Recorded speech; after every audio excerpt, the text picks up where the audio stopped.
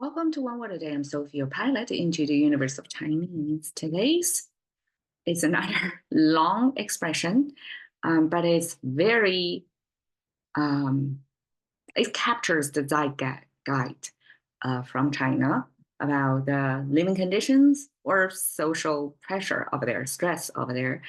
By just this one phrase, it captured it all. 孔乙己的长衫. It came from somebody. Somebody sent out this message of feeling like the young generation feel like Kong Yi, which is a character by Lu Xun in a novel describing post Qing dynasty, which was overthrown in 1911. Yeah, every Chinese have to memorize our long 5,000 years of history. Okay, 1911. And then there were, the old system grown people who live in that era and supposed to be the intellectuals during that era. Therefore, they wear long gowns. And then the government was thrown, and then they are basically get lost through the shift of a regime, the shifting of time. And then they couldn't find their position anymore, but they still wear that long gown, refused to change it. Okay, the symbolism of the long gown, I talked about it a little bit in one of it before, but okay, it's not for working class because it's totally impractical to wear a long gown. Imagine like who wear a gown these days, right? Not even many women do that, right? Maybe go to a ballroom only very occasionally, and it's long, right? So it's not easy to walk in. Totally have the danger of getting tripped. So people wear this long gown by itself, just by the attire. This is not somebody who work labor intensive job at all. And so the one other way to tell who they are either government officials, right? Or they are the apparatus in that ruling class system who don't need to support themselves through their own labor, or intellectuals. And intellectuals eventually got absorbed into the government system. And so when the government was thrown, this intellectual who were preparing himself for that get lost. Okay, so that's the context. In today's age, and Kong Yi representing intellectuals, for college graduates, probably calling themselves as intellectual probably is a little bit exaggerating, but they are the generation raised as knowledge workers. They are not farmhands anymore. In fact, probably China, not many people know how to farm anymore. But then this college expansion era in China got so many young people into the higher education system. Through that system, they became intellectually enabled, I guess, educated, and expecting a career matching to that education, which may be a mismatch at a certain time.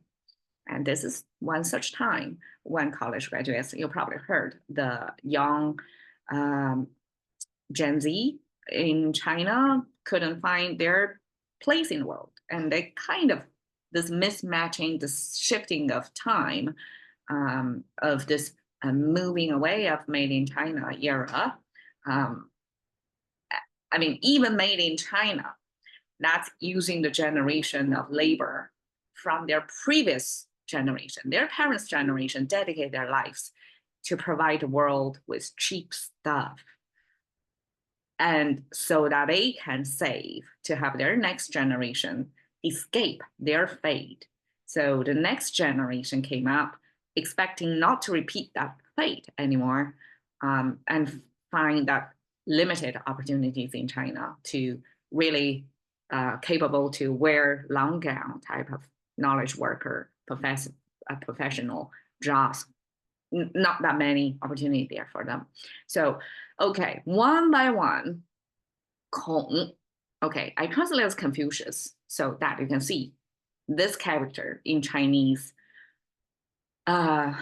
Okay, so this is a family name, but because it's the family name held by Confucius himself, okay, it became a very special Chinese family name.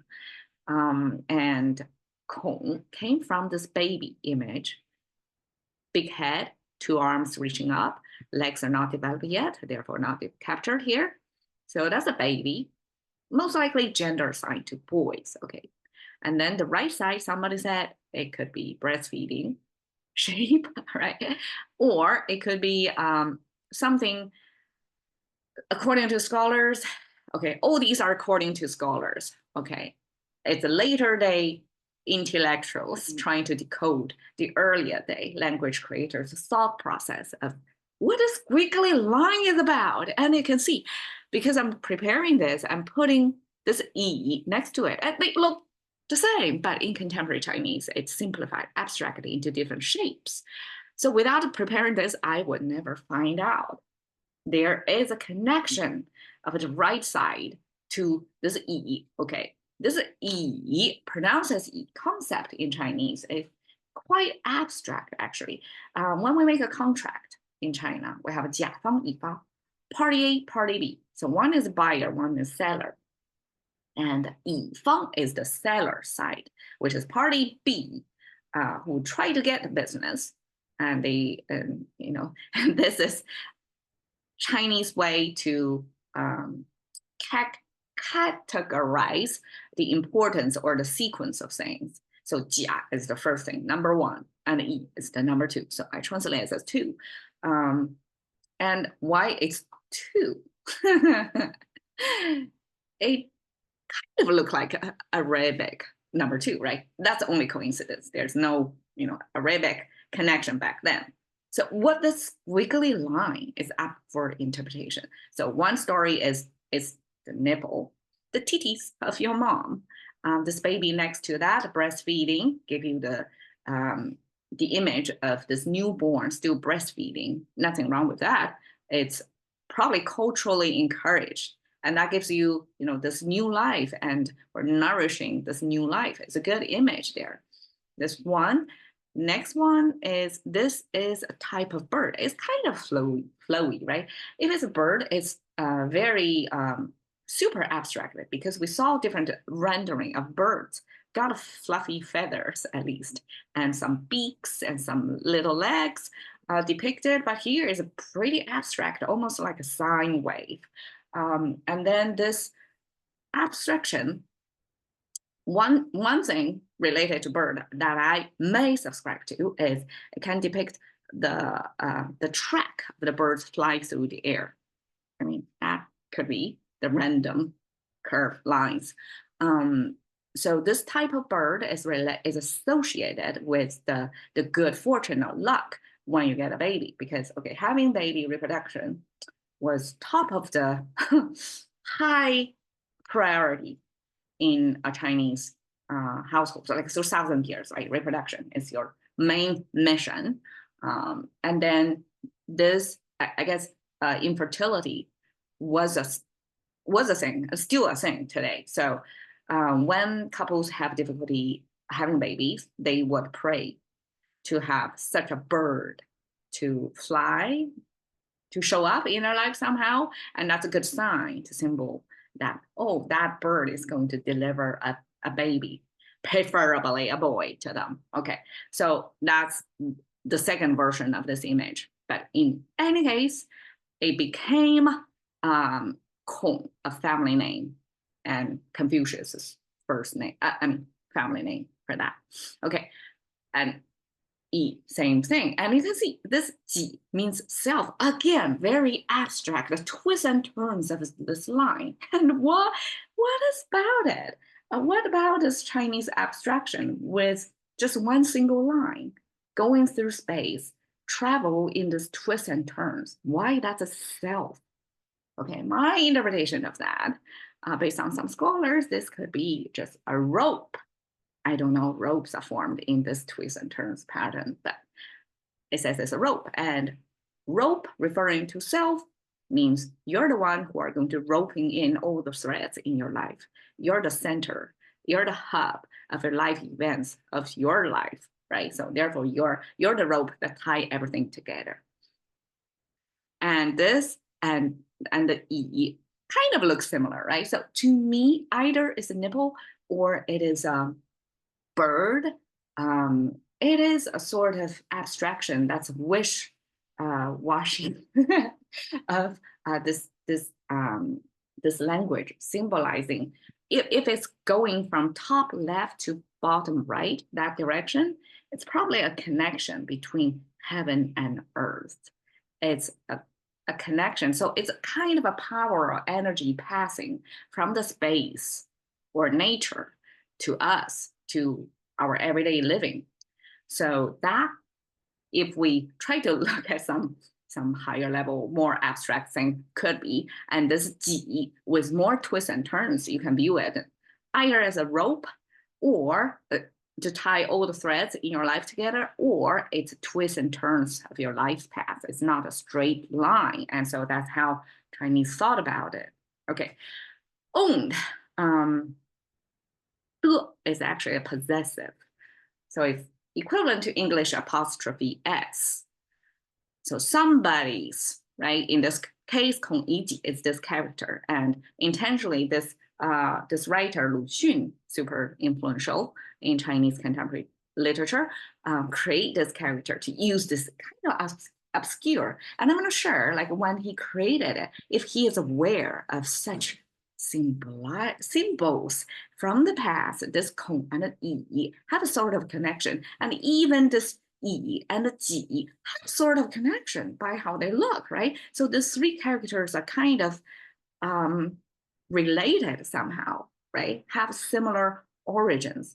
Or the language creators, when they create, it came from the same era, have the same thought process about how we view ourselves, right? Self-awareness and how we view reproduction or our world with nature, this curvature thing.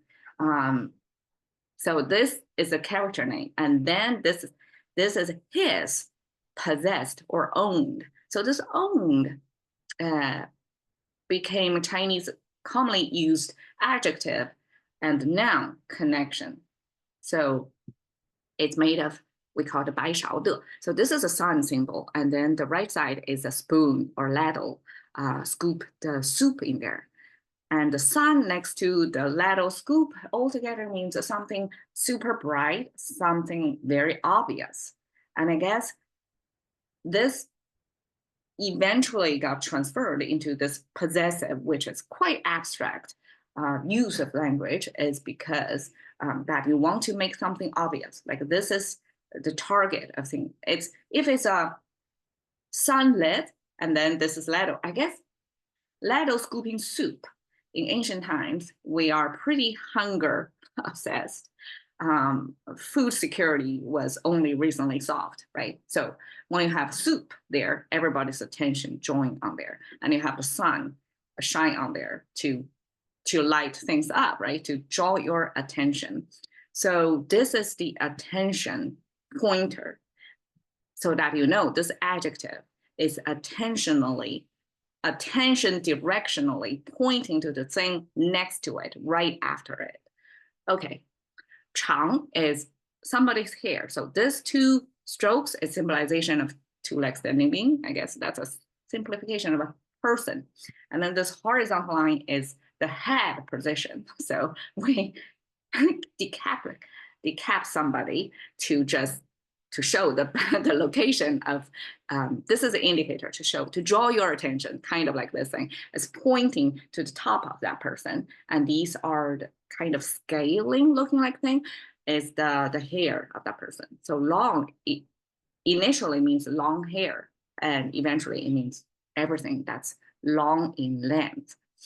And gown is made of this clothing sign, which is the front opening, this wrap collar neckline. That's the ancient Chinese most commonly seen neckline shape. We don't have a t-shirt like that. We have it has to be wrapped, and then in the back here is a dart to conform to the back side of your shape. So the whole thing is a neckline. So that's what you see when you see a piece of clothing. And then the right side 3-stroke is decorative patterns, recurring patterns. That means it's a gown that's going to be worn on the outside. It's outerwear in today's lingo. The difference is it's outerwear, so you have to make it look good, right? So therefore, there are decorative things on it. It's a more expensive, long-lasting piece of clothing.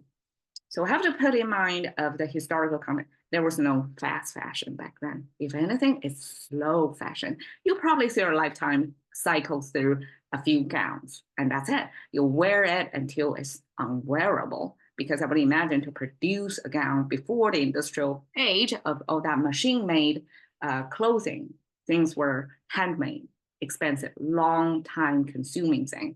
And so a person only wear that carefully on the outside for the look. And on the inside, it can be easily wear and tear because it's in contact with your body. That's more replaceable and nobody see it, so you don't need to decorate it that much. But here, the 3 strokes shows that this is externally facing outerwear. Okay, 孔乙己的长衫 is this somebody's imagine, because it's a fictional figure. Imagine this is the 孔乙己. He still have this long pigtail thing.